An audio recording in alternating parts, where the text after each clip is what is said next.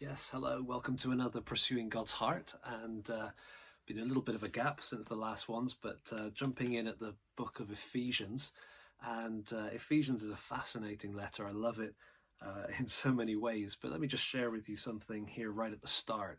He, from verse 3, chapter 1, verse 3 down to verse 14 is one sentence for Paul. It is the longest sentence anywhere in the original language. I think it was something like 207 words, but I'm not certain of that. But there's a fascinating flow to it. He talks about the Father who has a plan. He chose us, and then he goes on to talk about the Son who purchased us. Then he goes back to the Father and his purposes, and then he goes to the Spirit and how he is the proof of all that God has done for us. So you've got the whole of the Trinity involved in our salvation. What I want you to notice, or what I'm going to notice here, is this repeated statement. We see it in verse 12 and verse 14. In verse 12, so that we who are the first to hope in Christ might be to the praise of his glory. And then down in verse 14, the Spirit is the guarantee of our inheritance until we acquire possession of it, to the praise of his glory. But notice the first time that phrase is used, way back in verse 6. And so effectively what we've got is three times. We've got the three persons of the Trinity, the Father, the Son, brief comment about the Father, then the Spirit. And after the Father, the Son, and the Spirit, we get this reference of the praise of his glory. Okay, it's like a refrain.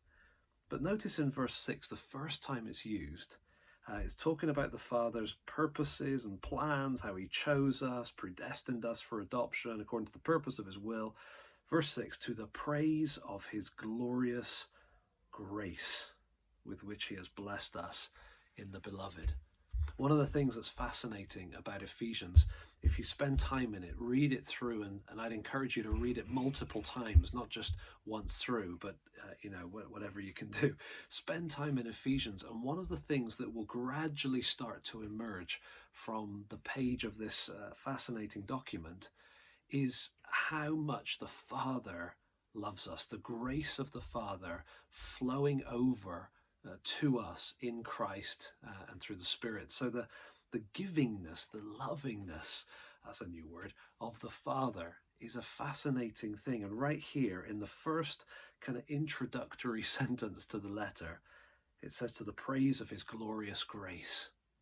And then the following two references to the praise of his glory, to the praise of his glory. Maybe they're shorthand.